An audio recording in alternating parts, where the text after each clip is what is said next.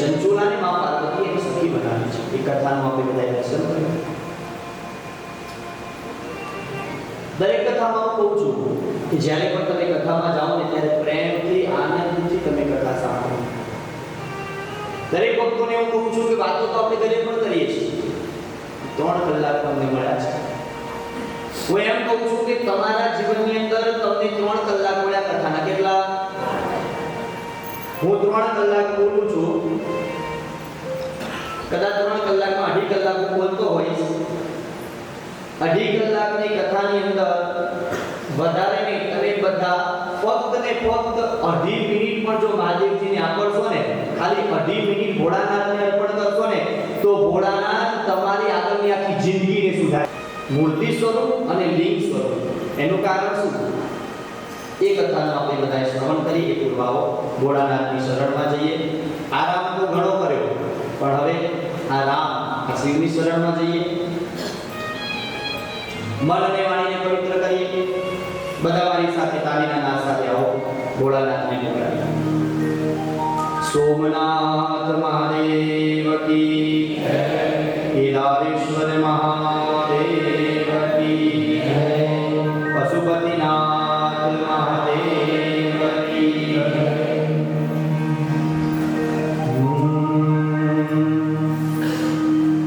मेरा आपकी कृपा से सब काम हो रहा है. मेरा आपकी कृपा से सब काम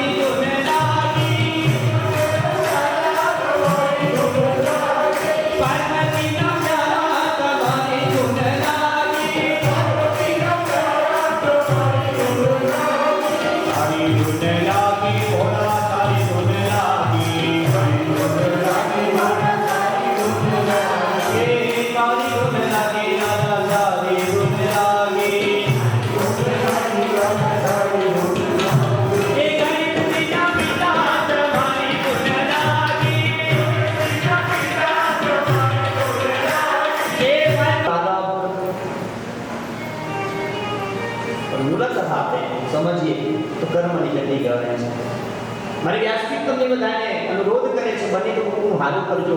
તમારે ક્યાંય દાન કરવાની જરૂર નથી. તમારે દાન કરવું હોય ને સાહેબ, તો બે ભાઈઓ અને એક ભાઈ દીકરીઓ તો પહેલા એનું ઘર ભરજો, પછી દાન કરજો. અને તમારે દાન કરવું હોય તો તમારા સમાજની અંદર દાન કરજો, તમારું કલ્યાણ થશે. સૌથી પહેલા આપણો પરિવાર. બે ભાઈ દુખી હોય અને ત્રીજો ભાઈ અમીર હોય અને આપણે ગામમાં દાન કરતો હોય, બે ભાઈ ભગાય એના દુખી હોય, તો એ તમારું કર્મ, એ તમારું પુણ્યનું બેલેન્સ નહીં વધે, નહીં વધે. તમારો સપો સમાજની ભાઈ દુખી છે અને બાર ગમીને એટલું દાન કરશે. સૌથી પહેલા તમારા પરિવારનું ધ્યાન રાખજો. અને યાદ રાખજો, આ જગતની અંદર તમને ને મને 7 જ વાર યાદ છે. સાચી વાત કે ખોટી? કેટલા વાર છે? જોરથી બોલો બધા. હજી જોરથી. પણ હું કહું છું 8 વાર છે. રવિવાર, સોમવાર, મંગળવાર, બુધવાર, ગુરુવાર, શુક્રવાર ને શનિવાર ને રવિવાર 7 વાર તમને બધાને ખબર છે. પણ કરણ કૃષ્ણની વ્યાસપીઠ કહે 8મો વાર આ 7 કરતા મોટોમાં મોટો હોય તો તમારો અને મારો પરિવાર છે. વાલાઓ, મોટામાં મોટો વાર છે, એનું ધ્યાન રાખજો. ભાઈઓ હળી મળીને બહેનનું ધ્યાન રાખજો. ફર્સ્ટ પ્રાયોરિટી આપણો પરિવાર, આપણી ફેમિલી. પછી સેકન્ડ નંબરમાં આવે આપણો સમાજ. સમાજ માટે કંઈ કરજો. ઈશ્વરે તમને પૈસા દીધા હોય, ધન દીધું હોય ને સાહેબ, તો તમે સમાજમાં વાપરજો, સમાજમાં દાન કરજો. અને યાદ રાખજો, તમારો રૂપિયો તમારા પરિવાર માટે અને તમારા સમાજ માટે વપરાશે ને તો તમારો સમાજ આમ ને આમ આગળ વધતો જશે. નવી પેઢીની અંદર જો જ્ઞાન હશે ને તો તમારો સમાજ આગળ વધતો જશે. સમાજમાં કોઈ દુઃખી નહીં હોય સાહેબ. તો ફર્સ્ટ પ્રાયોરિટી ફેમિલી, પરિવાર. સેકન્ડ આપણો સમાજ. સમાજમાં દાન કરજો. દાનના પ્રકાર બતાવે શ્રી મહાપુરાણ. શિવકથા આપણે સત્સંગ કરીએ છીએ. નેપાળ પશુપતિનાથના ખોળામાં બેઠા છીએ આપણે બધા. અને કેટલા ભાગ્યશાળી છીએ આપણે બધા. કોઈ બરોડા કથા સાંભળે, કોઈ સુરતમાં સાંભળે, કોઈ બોમ્બેમાં સાંભળે, કોઈ અમદાવાદમાં સાંભળે. પણ તમે તો કરી, તમારી જોડે જોડે તો હું ભાગ્યશાળી છું કે આપણે બધા ભગવાન ભોળાનાથના ધામ પશુપતિનાથ મહાદેવના ખોળામાં કથા સાંભળીએ છીએ. તમને ફીલ થયું કે નહીં મને ખબર નથી. પશુઓ ન બોલતા હોય, જગતની હોય, બે ભાઈઓ ન બોલતા હોય, સમાજની અંદર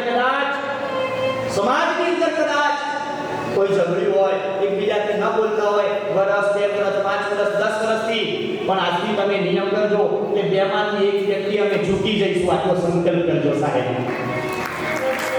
પછી જુઓ તમારી સમાજની તરક્કી કેવી થાય. આમાંથી ઘણા બધા હશે. આ તમે 400, 450 લોકો બેઠા છો, તમારામાંથી ઘણા હશે. કોઈને સાસુનો પ્રોબ્લેમ હશે, કોઈને ભાઈઓ નહીં બોલતા હોય, દરેકના ઘરમાં હોય. પણ આજથી નમી જજો, ઝૂકી જજો સાહેબ. ઝૂકવામાં જે આનંદ છે સાહેબ, એવો આનંદ બીજી ક્યારે નથી. અરે મારા પ્રેમ માટે તો મારો ઠાકોરજી, મારો કૃષ્ણ પરમાત્મા રાધા આગળ ઝૂકી ગયો તો સાહેબ. પુરુષ પોતે સ્ત્રી આગળ ઝૂકી જાય, મારો ઠાકોરજી રાધા આગળ ઝૂકી ગયો, કૃષ્ણ પરમાત્મા રુક્ષ્મણી આગળ ઝૂકી ગયા. ગરમ ગરમ દૂધ પીવે મારો ઠાકોરજી અને મોઢામાં છાલા પડી જાય રાધાના. તડકાની અંદર ચાલે રાધા, પગમાં છાલા પડવા જોઈએ રાધાના અને પગમાં છાલા પડે ઠાકોરજીના. કેવો પ્રેમ હશે. કૃષ્ણ રાધા આગળ ઝૂકે, રાધા કૃષ્ણ આગળ ઝૂકે. ઝૂકવામાં જે મજા છે સાહેબ, એ આનંદ બીજી જાય. નમંતી ફરીનો વૃક્ષાહ નમંતી ગુણીનો જનાહ. ફળથી લગેલું વૃક્ષોની ડાળી એ ઝૂકી જાય છે. નમંતી ફરીનો વૃક્ષાહ નમંતી ગુણીનો જનાહ.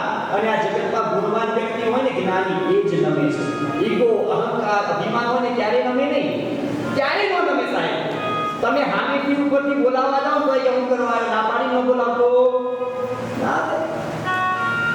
નમંતી ગુણીનો જનાહ શુષ્ક કાષ્ઠાશ્ચ મૃતાશ્ચ. સૂકું લાકડું ત્યારે નમતું અને મૂર્ખ વ્યક્તિ મૃતાશ્ચ ન નમંતી કદાચ ત્યારે કોઈને નમતો નથી.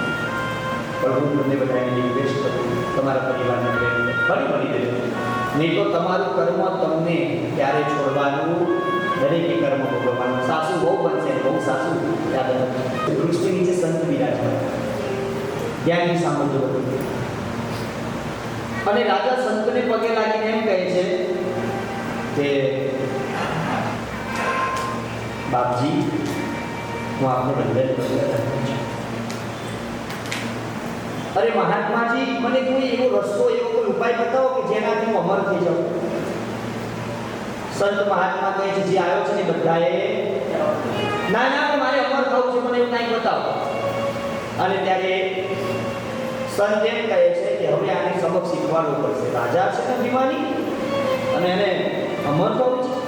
તારે એક કામ કર ભાઈ રાજા, તું આ ગામની ભાગોળેની બહાર જઈશ એટલે બે નદીનો સંગમ છે, એમાંથી એક નદી ઓળંગી બીજી નદીએ જઈશ ને એટલે એનું પાણી મીઠું છે, એનું જળ પીશ ને એટલે તું અમર થઈ જઈશ.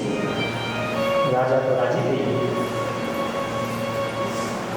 ગામની ભાગોળ એક નદી ઓળંગી બીજી નદીએ ગયો, અને જેવું નદીમાંથી આમ હાથમાં જળ લઈ પીવા જાય ત્યાં તો કોઈનો જોરથી અવાજ આવે રડવાનો, કોઈ પુરુષનો.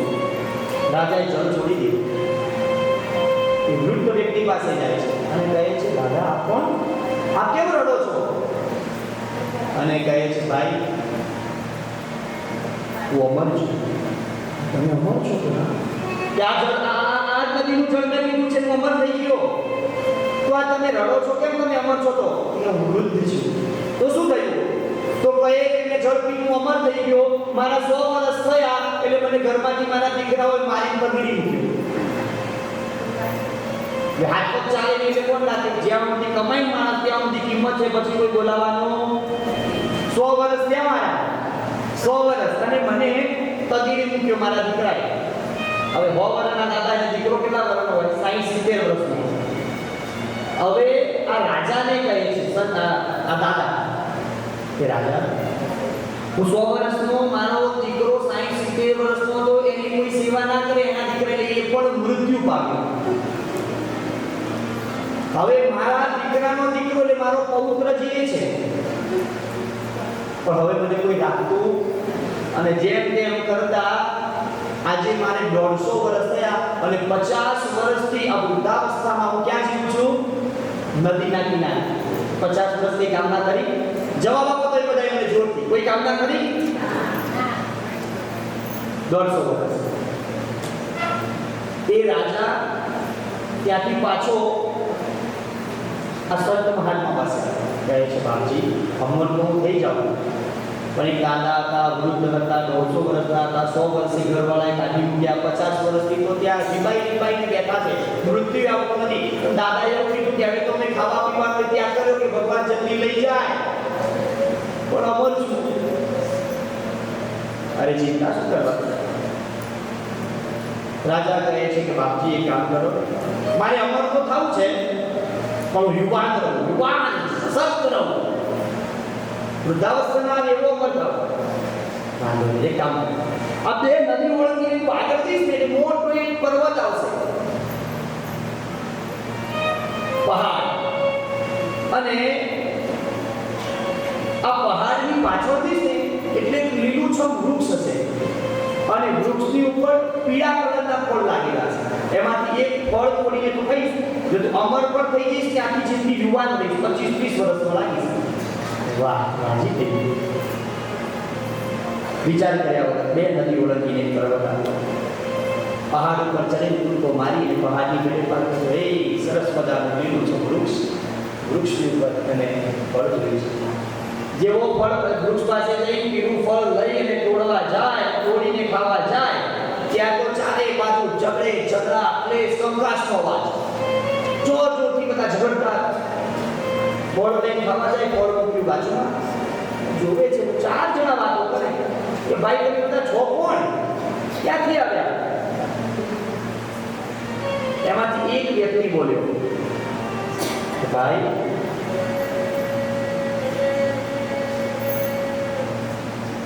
આને મારા નામની પ્રોપર્ટી કરી નથી. હવે હું દીકરો છું તો મારા નામની પ્રોપર્ટી હોવી જોઈએ કે નહીં? મારા નામની નથી કરી હવે, અને મારી જોડે ઝઘડા કરે. પહેલો વ્યક્તિ બોલ્યો એટલે હવે જે બીજો વ્યક્તિ હતી ને એને રાજા પૂછે ભાઈ કેમ તમે આવું કરો? તો કે આ 250 વર્ષનો છે ને હું 300 વર્ષનો અને હું કોણ? તો કે હું એનો બાપ છું. પ્રોપર્ટી તો મારા નામે જ હોય, એના નામે થોડી કરી દઉં. અને કરી એવું એના નામે પણ મારા નામે હોય તો ને, તો કે કોના નામે? તો ત્રીજા વ્યક્તિ પાસે. તો કે ભાઈ તમે? તો કે હું આનો બાપ છું.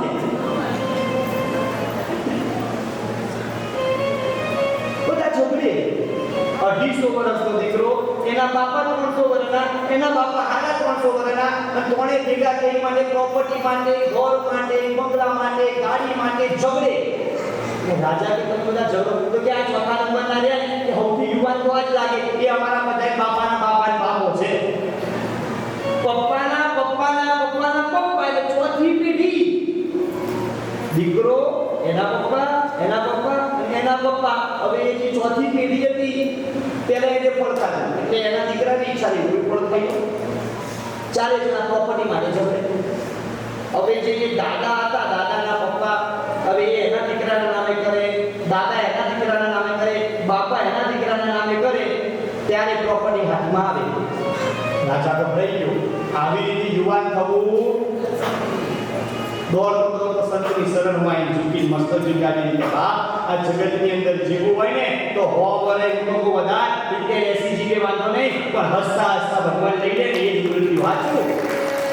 बस भोलेनाथ चाहिए हमको, तो बस भोलेनाथ चाहिए हमको, तो बस भोलेनाथ चाहिए हमको, तो बस भोलेनाथ चाहिए.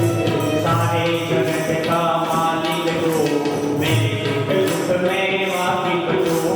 सारे जगत का मालिक तू, मेरे दुख में वाकिफ तू. सर पे सदा तेरा हाथ चाहिए हमको, तो बस भोलेनाथ चाहिए. सबके बता तेरा हाथ चाहिए हमको, तो बस भोलेनाथ चाहिए. हरे जन्म जन्म का साथ चाहिए हमको, तो बस भोलेनाथ चाहिए.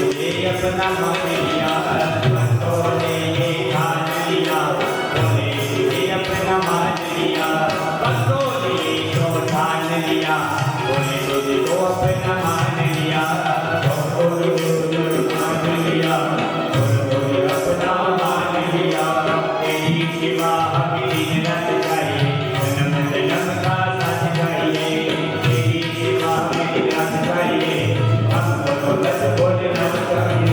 हरे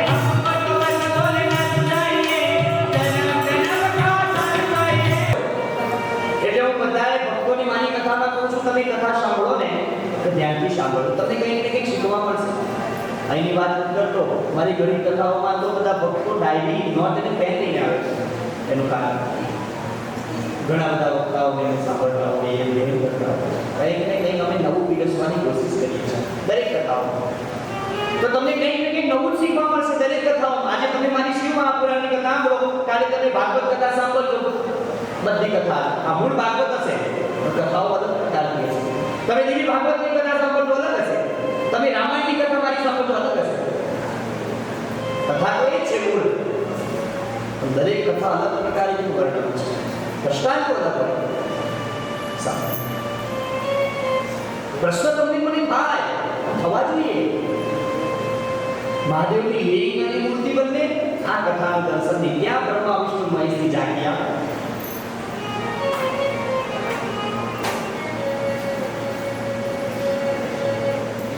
ભગવાનની પૂજા બે સ્વરૂપે થાય એનું કારણ એ છે, સૂતજી કહે છે કે નિષ્કલ હોવાથી ભગવાન મહાદેવ લિંગ સ્વરૂપે પૂજાય અને સકલ હોવાથી ભગવાન મૂર્તિ સ્વરૂપે પૂજાય. આ જગતની અંદર એક દેવ એવો છે કે બે સ્વરૂપે પૂજાય અને દેવ બીજો કોઈ નહીં, તમારો મારો પશુપતિનાથ મહાદેવ છે. બે સ્વરૂપે પૂજા. એક સમયની વાત સનત કુમારો આવી અને નંદીને પૂછે છે ક્યાં આવે મંત્રાચર કરો. નંદીને કહે કે શિવજીના શિવલિંગની પૂજાથી મુક્તિ મળે. નંદી કહે છે આમ તો આનો જવાબ ના આપી શકાય, પણ તમે લોકો પાસે પાત્રતા છે એટલે હું કહું છું. અશિષ્યાય ને દે, જેવા તેવા વ્યક્તિને ન અપાય અને યોગ્ય વ્યક્તિને જ વિદ્યા જ્ઞાન અપાય. તમે જેવા તેવા જ્ઞાન આપો ને એને ગમે એ કે તું મને હું શીખવાડવા તને જ કાંઈ નથી આવડતું. એટલે જ્ઞાની હોય ને એને જ જ્ઞાનની વાત કરાય. જ્ઞાની से ज्ञानी मिले तो करे ज्ञान की बात, ज्ञानी મળો. નંદીકેશ્વર પર્વત મંદરાચલ પર્વત પર કથા કહે છે. પ્રયાગરાજની અંદર સૂતજી મહારાજ 83 ઋષિઓને કહે છે. સનત કુમારો સરસ્વતી નદીના કિનારા ઉપર વ્યાસજીને કહે છે શિવ નિરાકાર અને સાકાર છે, સાકાર થી નિરાકાર તરફ જવાય. નિર્ગતા આકાર ઇતિ નિરાકાર, જેનાથી બધા આકારો નીકળે તે નિરાકાર. તમે વાટકાની અંદર પાણી ભરો છો એટલે એ નિરાકાર છે, અને વાટકાનું પાણી તમે ફ્રીજમાં મૂકશો એટલે શું થઈ જશે? બરફ થઈ જવાનો, અને બરફ થઈ જાય એ આકાર છે. જેમાં મૂકો એ આકાર થઈ જાય એ ભગવાન ગોળાકાર. શિવનું સાકાર સ્વરૂપ એ રુદ્રમહેશ્વર અને નિરાકાર સ્વરૂપ છે જ્યોતિ અને શિવ સ્વરૂપ છે. દરેક તત્વમાં અલગ અલગ તેમની મહત્તા. હવે બ્રહ્મા વિષ્ણુ કહે છે આટલું કહું છું તો પણ તને ખબર નથી પડતી? ઊભો થાય વિષ્ણુ અને મને પગે લાગ. આવું ન બોલાય સાહેબ. છતાંય બ્રહ્માજી બોલ્યા અને વિષ્ણુ ભગવાન કહે છે અરે બ્રહ્માજી તમને કેટલું અભિમાન છે. તમને ખબર તમારી ઉત્પત્તિ ક્યાંથી થઈ? તમારી ઉત્પત્તિ મારી નાભીમાંથી થઈ છે. એ તમારો પિતા તો હું કેવો ભગવાન દ્વારકાધીશ ઠાકોરજીની નાભીમાંથી પુષ્પ ખીરું એમાંથી બ્રહ્માજી પ્રગટ થયા છે. અને ત્યારે બંને વચ્ચે સંવાદ, બંને વચ્ચે ઝઘડો થઈ ગયો, ભયંકર ઝઘડો, અને યુદ્ધ થયું છે. અને યુદ્ધની અંદર એકબીજા ઉપર અસ્ત્ર શસ્ત્ર નાખવા લાગ્યા છે. વરુણ અસ્ત્ર, અગ્નિ અસ્ત્ર નાખવા લાગ્યા છે. મંત્રો બોલી આ બાજુ ભગવાન નારાયણ અસ્ત્ર નાખ્યા, આ બાજુ બ્રહ્માજી. હવે વિચારો બ્રહ્મા અને વિષ્ણુ પણ ઝઘડ્યા. બંને વચ્ચે ઝઘડો થયો. દેવતાઓ ઋષિ મુનિઓ બધા જોવા માટે આવ્યા. બધા જોવા માટે આવ્યા છે. ભયંકર યુદ્ધ થયું છે. ચારે બાજુ અગ્નિની જ્વાળાઓ. ગભરાય અને બધા ગભરાય અને ક્યાં આવે?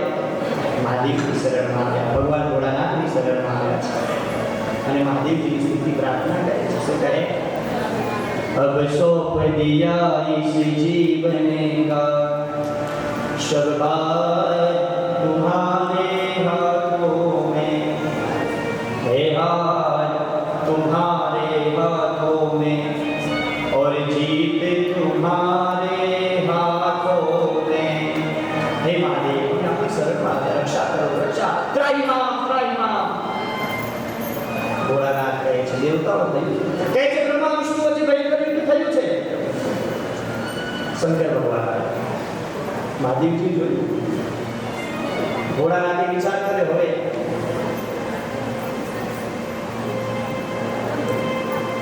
મારે કંઈ કરવું પડશે અને ત્યારે શંકર ભગવાને પોતાના શરીરમાંથી દિવ્ય એવું એક આધાર સ્તંભ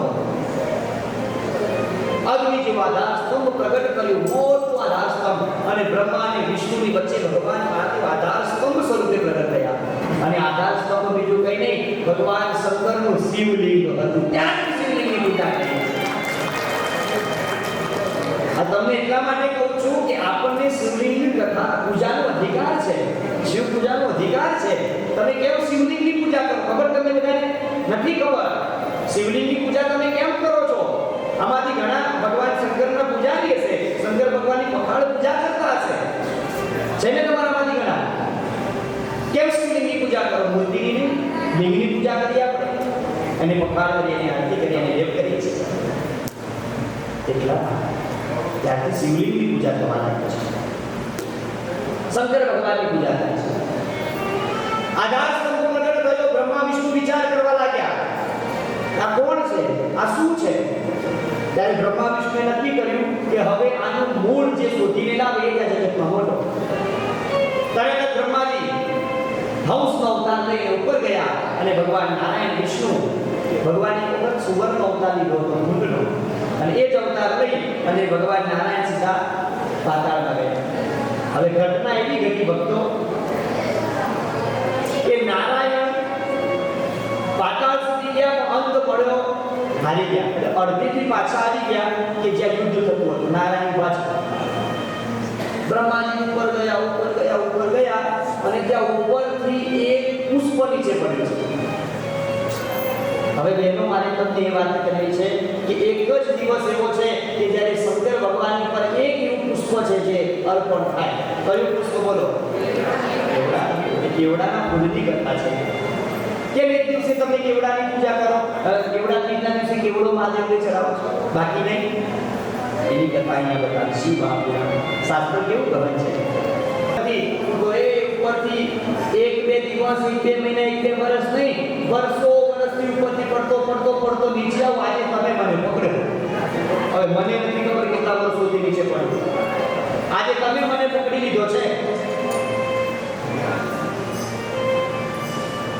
અને ત્યારે બ્રહ્માજી કહે કઈ વાંધો નહીં તારું મારું બંનેનું કામ થઈ ગયું કેવડાનો કોઈ વિચાર કરે કેમ બ્રહ્માજી કહે જો તારે એક સાક્ષી પુરાવાની આપણે બંને નીચે જઈશું અને ત્યાં જઈ અને તમારે શંકર ભગવાનની આગળ તમારે ત્યાં જઈ અને વિષ્ણુ ભગવાન નારાયણ આગળ જઈ એવું કહેવાનું કે આ બ્રહ્માજી એના જે અંતને શોધી લાવે છે તો અંત એનો મળી ગયો કેવડાના ફૂલે ના પાડી કે ના ભાઈ આ મારાથી નહીં મને માફ કરો અરે કેવડા તો સામાન્ય પુષ્પ છે તને હું પુષ્પોનો રાજા બનાવી દઈશ અને જગતમાં કઈ લાલચ આપો ને એટલે માણસ રાજી થઈ જાય કેવડાના ફૂલને વિચાર આવું રાજા બની જાય કેવડાને કહેવાય કેતકીનું ફૂલ માની ગયું બ્રહ્માજી કેવડાના ફૂલને લઈને આવ્યા જયયુગ થતો શંકર ભગવાનની સામે બ્રહ્માજી કહે છે મહાદેવ તમે ન્યાય કરો ભોળાનાથ તો બધું જાણે છે વિકાસ જ્ઞાની છે મહાદેવ કહે છે બોલો બ્રહ્માજી અને બ્રહ્મદેવ કહે છે કે ભોળાનાથ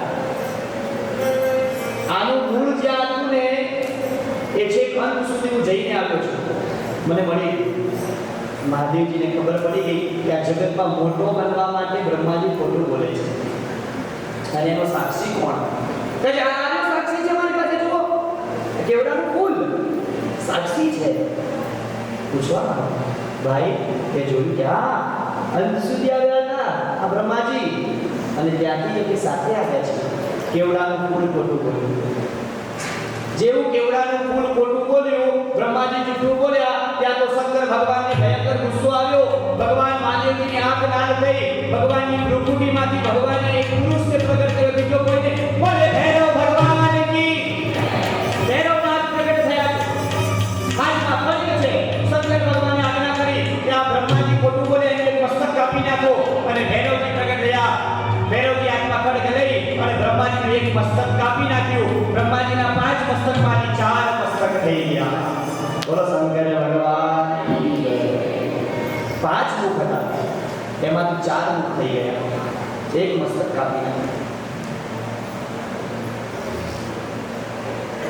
ભયંકર ગુસ્સો આવ્યો. અને હવે મહાદેવ કેવડાના ફૂલને કહે છે, અરે કેવડા, એ ખોટી સાક્ષી પૂરી. હવે જા, આજથી હું તને શ્રાપ આપું છું. આજથી મહાદેવજીના શિવલિંગ ઉપર ક્યારે તારી પૂજા કરવામાં આવશે, તો ક્યારે અર્પણ નહીં થાય આ શિવલિંગ, ક્યારે નહીં ચડે. કેવડાનું ફૂલ રડવા લાગ્યું અને રડતા રડતા મહાદેવને કહે, પ્રભુ મને ક્ષમા કરો. ભગવાન મહાદેવે આશીર્વાદ ભોળાનાથ છે, તરત રીઝી જાય, જા તો મારી ઉપર ચંદ્રવાની જેમ પ્રકાશ આપીશ. અને કેવડાનું ફૂલ રડતું હતું ને, એટલે મહાદેવજી સહન નતું આશીર્વાદ, પણ એટલું નહીં, એના પછી સહન ઠાકોરજીથી ન થયું, એટલે ભગવાન નારાયણે એનો સ્વીકાર કર્યો. કેવડો વાલો કેશવને શિવજીને ધતુરો, પ્રભુ શિવજીને ધતુરો, નિગમને માલા તુલસી તુમને તુલસી, ઓ શિવજીને દિલ પર